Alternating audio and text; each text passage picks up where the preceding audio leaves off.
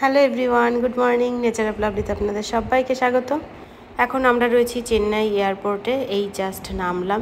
তো খুব সকাল সকাল নেমে গেছি, যেহেতু আমাদের ফ্লাইটটা ছিল ভোর 5টায়, তো 2 ঘন্টা সময় লেগেছে। তো লাগেজগুলো এখন হাতে পেয়ে গেলাম। এখান থেকে ছোট্ট একটা কার নিয়ে আমরা চলে যাব আমাদের রুমের উদ্দেশ্যে। আমার কাছে চেন্নাই একদমই নতুন, এই ফার্স্ট টাইম আসলাম, এর আগে কখনো আসিনি। তো নতুন নতুন জিনিস দেখতে কিন্তু বেশ ভালোই লাগছে। এবার একটা কার বুক করে উঠে পড়লাম। তো রুমের দিকে যাব। রুম কিন্তু আগে থেকে সিলেক্ট করা ছিল না, তো ওদেরকে বললাম ভালো একটা হোটেলে নিয়ে যেতে। তো সেখানেই এখন যাচ্ছি, দেখা যাক কী রুম পাই আমরা। এতক্ষণ বেশ ভালোই ছিলাম, বাট এখন ঘুম ঘুম পাচ্ছে গাড়িতে ওঠার পরে। তো একটা ভালো রুম পেয়েছি এখানে আমরা। এটা আমাদের 3 তলায় ছিল রুমটা, বেশ ভালোই পরিষ্কার পরিচ্ছন্ন, ভালোই লাগলো। এই জন্য এখানেই থেকে গেলাম। এখানে সকালের সিস্টেমটা রুমের সাথেই একটা ব্রেকফাস্ট ছিল বাফেটসে। তো সেখানে মেদু বড়া, ইডলি, সাম্বার, ধোসা সব রকমের খাবার পাওয়া যায়। তখন এতটাই টায়ার্ড ছিলাম, ব্যাগ রেখে সোজা চলে গেছি ব্রেকফাস্ট করতে, কিন্তু ভিডিওর ক্লিপ আর তোলা হয়নি। তারপরে তো রুমে এসে স্নান করে ফ্রেশ হয়ে ঘুম দিয়েছি। এখন আমরা লাঞ্চ করার জন্য বেরোচ্ছি। অ্যাকচুয়ালি এখানে তো কিছুই জানি না, আজকে প্রথম দিন। কোথায় যে আমাদের বাঙালি হোটেল রয়েছে সেটাই জানি না। তো অটোওয়ালাদের জিজ্ঞাসা করছি, আর এখানকারের ভাষাটা ভীষণই টাফ, মানে এরা হিন্দিটাও প্রপারলি বোঝে না। এদের নিজস্ব ল্যাঙ্গুয়েজ ছাড়া এদের হিন্দি বোঝাটা ভীষণ টাফ। তো যাই হোক, অটো বুক করে নিলাম। তো উনি আমাদের একটা মানে হোটেলে নিয়ে আসলো। তো ওদের এখানকারেরই হোটেল, তো কিছু করার নেই, বাঙালি হোটেল পাইনি তো কিছু তো একটা খেতে হবে। তো এখন চলে আসলাম। দেখুন নামগুলোই কীরকম না, মানে খুব মানে আমাদের কাছে একটু ঘটমটো নামগুলো। তো এখানে মেনু কার্ড হাতে পেয়ে গেলাম। তো এখানে থালি অর্ডার দেওয়া হলো। অলিভিয়া দিকে বললো আমি ফ্রাইড রাইস নেব আর নেব হচ্ছে পরাঠা।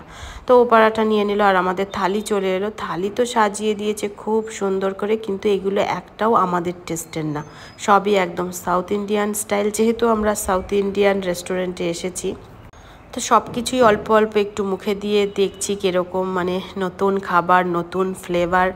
মেনুতে তো ছিল অনেক কিছু, কিন্তু নাম তো বিশেষ কিছু বলতে পারবো না যে কোনটাকে কি বলে।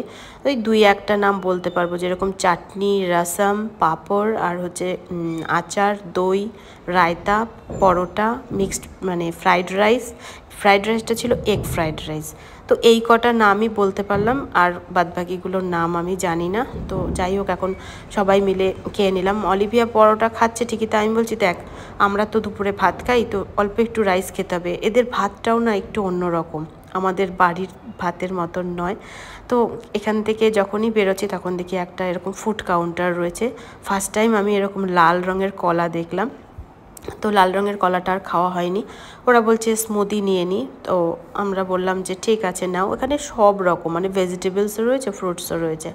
তো এখান থেকে আমার কর্তা একটা স্মুদি অর্ডার করলো।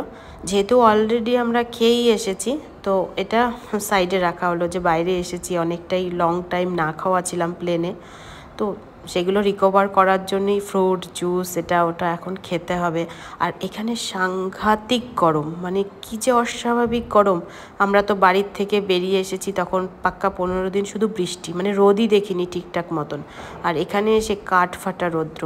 এখানকারের মানুষজনের হয়তো অভ্যাস হয়ে গেছে, কিন্তু আমরা তো একদমই নতুন, মনে হচ্ছে যেন চামড়া ঝলসে যাবে বাইরে থাকলে।